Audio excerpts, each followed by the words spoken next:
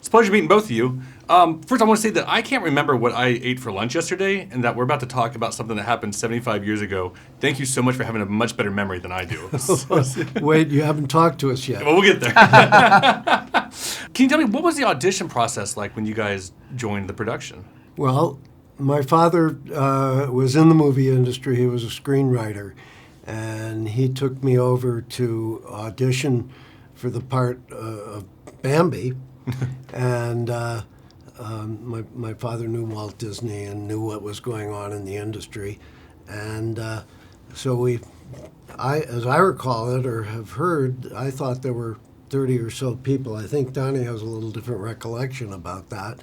But my voice was not correct for the part of Bambi, and so they sort of rejected me.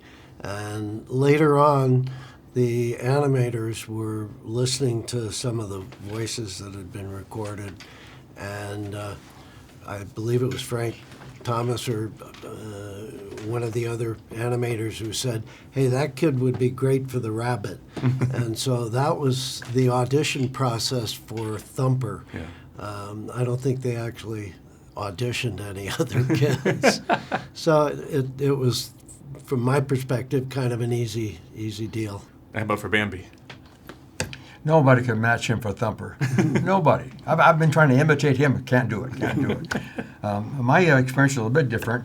I've been in 6 or 7 movies as a little child, crazy kid movie star with all that curly hair. Okay?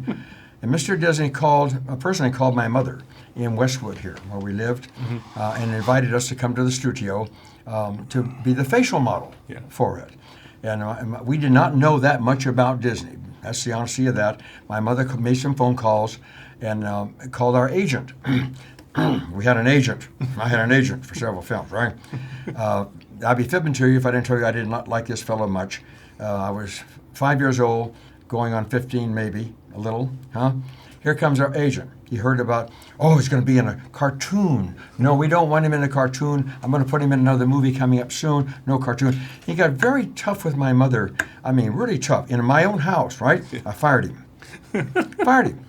Later, we heard it for a long, long time. A 5-year-old runt little kid, me, fired his agent from New York, right? When we went to Disney's studio, a lot of construction, as I remember, going on. There had some newness to it. I was thrilled to death. Here's the place where they have all these funny little characters, not some boring soundstage for a kid that's 5 years old who wants to ride his bicycle and play with his puppy dog, not in the soundstage of the studio. So I was delighted to be at Disney. You guys both mentioned Mr. Disney. What life lessons did you take away by working with him personally? Well, it certainly was not an unpleasant or difficult person to work with. I think that he was very, very much involved with the employees and very sympathetic and empathetic with everyone. And I think just to experience someone who is in a position of power, if you will, or authority, who was not bullying or being tough on one another was very meaningful. He was a leader. He really was. I'd seen several people in the film industry that were super, super good. I saw some that needed to be good. Mr. Disney was a contrast. He was a leader. He had his sleeves up, rolled up half the time. He was participating in some studios. I won't mention where or how. The employees, the sound guy, the camera guy would say, "Watch out, here he comes, here he comes." What kind of leader is that? Here he comes, right? Be careful. When Mr. Disney would show up, it was very, very warm. Here comes Walt, he'll help. Ask him about that. That's called participation leadership, and it made a heck of an impression on me. And I almost got fired once, I think, because I called a live deer that I saw, my very first deer, boring, and he heard about it, and he said, "Donnie, our Bambi will not be boring." After 75 years, why do you think Bambi still resonates with audiences today?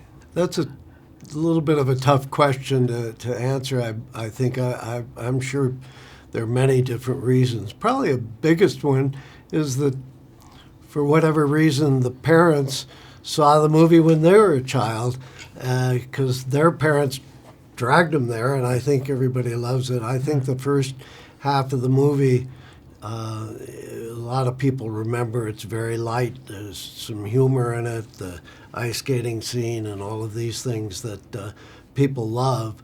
And so I think parents today bring their kids to the movie, or they show it at home on a DVD or Blu-ray or whatever. Yeah.